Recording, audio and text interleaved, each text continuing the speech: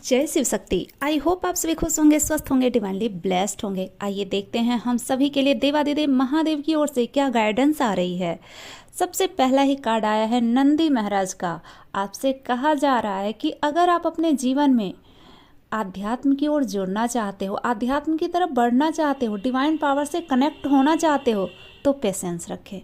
वही पेशेंस रखें जैसे नंदी महाराज ने देवादिदेव महादेव को पाने के लिए रखा था।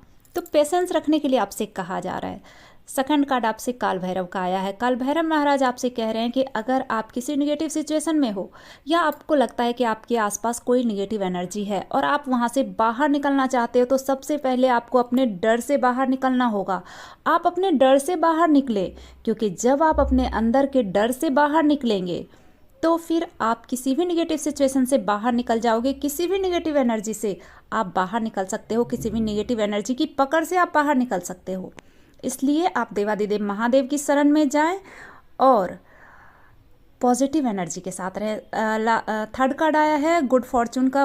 देवादिदेव महादेव की ब्लेसिंग है। ये कार्ड आपसे कह रहा है, इससे पहले काल भैरव के कार्ड में आपसे कहा जा रहा था महादेव की शरण में जाने के लिए, और ये कार्ड आपसे कह रहा है कि जब आप देवादिदेव महादेव की शरण में जाते हो तो वो आपका मार्गदर्शन करेंगे, वो आपको अपनी ब्लेसिंग देंगे, क्योंकि आप उनकी संतान हो। ये सारी सृष्टि शिव शक्ति में ही है।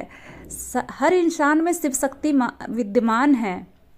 तो जब हम उनकी शरण में जाते हैं, जब हम शिव शक्ति की शरण में जाते हैं, तो वो हमारा मार्गदर्शन करते हैं। तो इसलिए आपसे कहा जा रहा है कि अगर आप डर में हो, नेगेटिव एनर्जी के वश में हो, नेगेटिव थॉट्स के वश में हो, किसी भी सिचुएशन में हो, तो देवादिदेव महादेव की शरण में जाएं।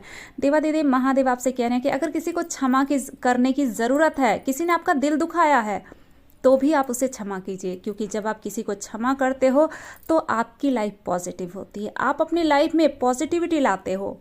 तो अगर आप चाहते हो कि आप सरल जीवन जियो, सफल जीवन जियो, तो पॉजिटिव रहें, और उसके लिए बहुत ज़्यादा ज़रूरी है नेगेटिव थॉट से दूर रहना। इसलिए गलत विचारों से दूर रहिए, सभी को क्षमा कीजिए और आगे बढ़िए।